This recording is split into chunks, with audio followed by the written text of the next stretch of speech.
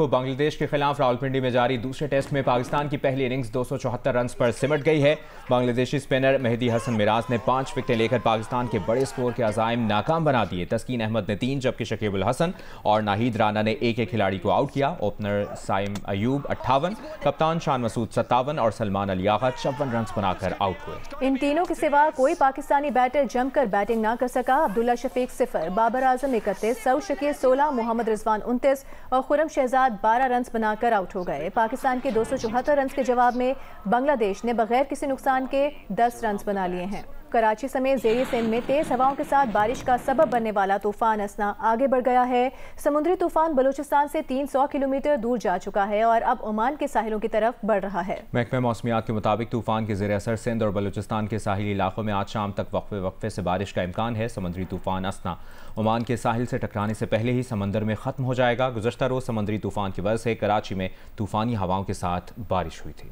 कराची के मुख्तलिफ इलाकों में हालिया बारिश और तेज हवाओं की वजह से दर्जनों दरख्त गिर गए, जिसकी जद में आकर खातून समेत 3 अफराद जाँ बहक जबकि मुताद्दिद जख्मी हुए। शहर के कई मकामात पर दरख्त गिरने से गाड़ियों को भी नुकसान पहुंचा है। तेज हवाओं और बारिश की वजह से मुल्क भर में फ्लाइट ऑपरेशन भी मुतासिर हुआ। मजीद तफसील जानिए जीशान शाह की इस रिपोर्ट में। कराची में असना तूफान के जेर असर होने वाली गुज़िश्ता रोज से जारी तेज हवाओं और बारिश के सबब शहर के मुख्तलिफ इलाकों में दर्जनों दरख्त गिर गए और नशेबी इलाकों में पानी जमा हो गया।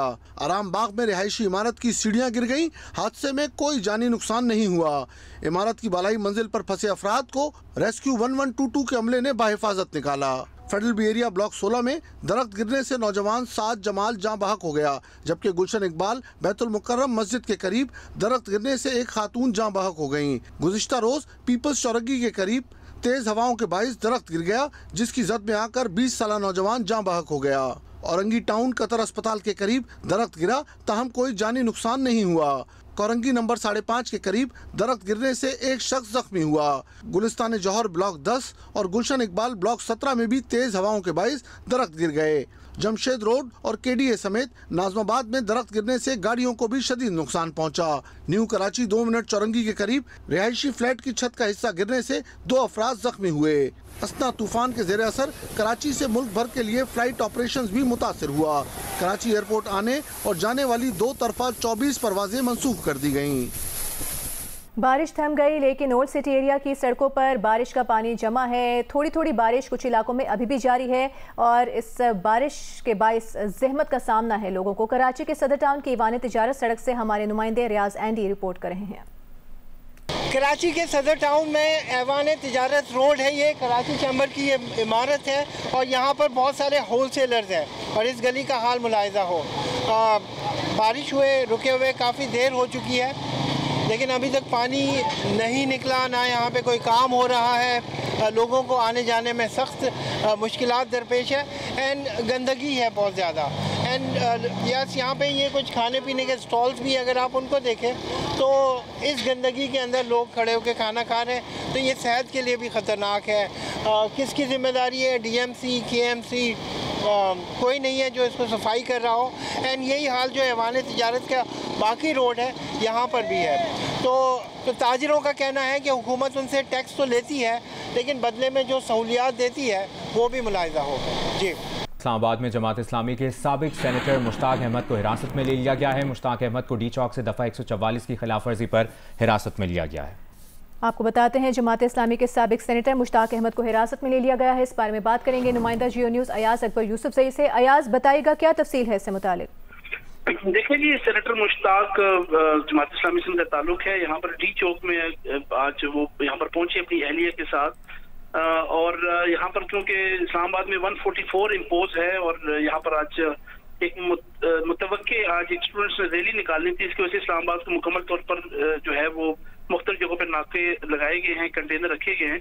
यहाँ पर डी चौक में अभी थोड़ी देर पहले सेनेटर मुश्ताक पहुंचे, साथ उनकी 2 खवातीन थी और बताया जा रहा है कि शायद एक उनकी जो अहलिया है हुमैरा तैयबा और एक साथ इनके साथ दूसरी खातून थी, इनका नाम ताहाल जो है वो मालूम नहीं हुआ। ये 3 लोगों को दफ़ा 144 की खिलाफ वर्जी में जो है वो इस्लामाबाद पुलिस ने गिरफ्तार किया है और गिरफ्तार करने के बाद उनको नामालूम मकाम पर मुंतकिल कर दिया गया। हमारी इस्लामाबाद के हुकाम से बात हुई है, उनका ये कहना था कि ऑलरेडी 144 इम्पोज है, 144 के रिफाज और किसी किस्म के मजमा यहाँ पर इकट्ठा करने पर पाबंदी है और अमन और अमान को खराब करने के हवाले से भी जो है वो भी इसकी इजाजत नहीं दी जा सकती। तो लेकिन सेनेटर मुश्ताक ने यहाँ पर आकर काफी शोर शराबा करने की कोशिश की और नारेबाजी की और यहाँ पर उनके साथ और लोग इकट्ठे हो रहे थे। बाकी लोग तो जब इनको गिरफ्तार किया गया तो आगे इधर उधर से निकल गए, लेकिन ये 3 लोग अभी बताया जा रहा है कि गिरफ्तार हो गए, जिसमें सेनेटर मुश्ताक, उनकी अहलिया हुमैरा तैयबा और एक खातून जिनका नाम मालूम नहीं है। इन तीनों को नामालूम मुकाम पर मुंतकिल कर दिया। आपने अपडेट किया, शुक्रिया आपका। आपको बताएंगे माहिर मुआशियात डॉक्टर कैसर बंगाली ने 3 हुकूमती कमेटी से इस्तीफा दे दिया है। कैसर बंगाली किफायतशारी, राइट साइजिंग और अखराजात में कमी की कमेटीज़ के रुकन थे और हुकूमत 3 कमेटीज़ के तजावीज़ के बरखिलाफ इकदाम कर रही है, ये कहना है डॉक्टर कैसर बंगाली का। उनका कहना था कि अखराजात में कमी के लिए अफसरान की बजाय छोटे मुलाजमीन को निकाला जा रहा है। हुकूमत तजावीज़ के बरखिलाफ ग्रेड 1 से 16 के मुलाजमीन को फारिग कर रही है। उन्होंने ये भी कहा कि ग्रेड 17 से 22 के अफसरान को नौकरियों उनकी बचाई जा रही हैं।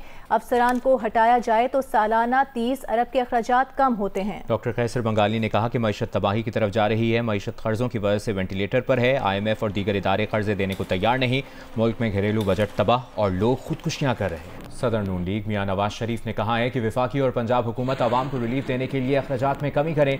मॉडल टाउन लाहौर में पार्टी के मुशावरती इजलास में नवाज शरीफ ने हिदायत की कि नून लीग की दोनों हुकूमतें अपने अखराजात का जायजा लें और जहां गुंजाइश निकलती हो निकालें और इसे आवाम को रिलीफ देने के लिए इस्तेमाल करें। आवाम को मुश्किलात से निकालने के लिए कोई कसर न छोड़ी जाए। इजलास में पंजाब के बल्दियाती कानून को बेहतर बनाने के लिए मजीद इस्लाहात की हिदायत भी की गई।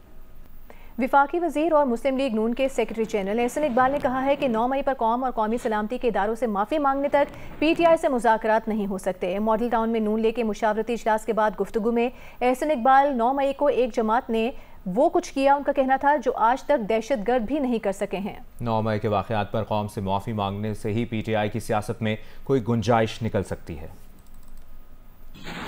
इमरान खान साहब और उनका तर्ज सियासत, उसके साथ मुज़ाकरात उस वक्त तक नहीं हो सकते जब तक कि वो 9 मई के ऊपर कौम से और हमारे कौमी सलामती के इदारों से माफ़ी नहीं मांगते। 9 मई पाकिस्तान का 9 सितंबर था कि जिस दिन एक जमात ने वो कुछ किया जो आज तक पाकिस्तान के दहशत गर्दों को भी करने की जुर्रत नहीं हुई थी। जो जमात अपने मुल्क के ख़िलाफ़ इस हद तक चली जाए कि वो अपने मुल्क के दुश्मनों के साथ मिलकर अपने मुल्क को आलमी फोरम्स पर निशाना बनाए, आप मुझे बताइए ऐसे लोगों के साथ किस बात की बातचीत हो सकती है। लिहाजा मैं इस बात पर बहुत वाज़ेह कहना चाहता हूँ कि PTI ने अगर अपने लिए सियासत में जगह पैदा करनी है तो उन्हें इस दहशत गर्दी की, इस इंतहा पसंदी की और मुल्क दुश्मन सियासत से यू टर्न लेकर कौम से माफ़ी मांगनी पड़ेगी, फिर उनके लिए जगह बनेगी। वज़ीर दिफा ख्वाजा आसिफ ने PTI से मुज़ाकरात करने की मुखालिफत कर दी है। मॉडल टाउन में नून लीग के मुशावरती इजलास के बाद सहाफ़ी के सवाल पर ख्वाजा आसिफ ने कहा कि वो इसके हक़ में नहीं है कि PTI से मुज़ाकरात हो। बात हुई है, आज खबर भी लगी हुई है कि अचक जई के साथ मुज़ाकरात के सिलसिला जो है शुरू करने जा रही है। मैं इस टीम का मेंबर शेंबर नहीं है। आप चाहते हैं कि मुज़ाकरात भी PTI के साथ होने चाहिए या नहीं होने चाहिए? तो PTI के साथ जी मैं नहीं चाहता। आप हक में नहीं है? मैं नहीं साथ। अच्छा, आप समझते हैं कि इमरान खान का मुस्तकबिल कोई है? यार मैं कोई जोशी है। रहनुमा नून लीग एहसन इकबाल ने कहा है कि नवाज शरीफ की लंदन रवानगी का प्रोग्राम हतमी नहीं है, अगर गए भी तो वापस आ जाएंगे। मॉडल टाउन में नून लीग के मुशावरती इजलास के बाद गुफ्तगू में एहसन इकबाल ने कहा कि नवाज शरीफ मुआलिज से मुआयने कराने के लिए पहले भी लंदन जा चुके हैं।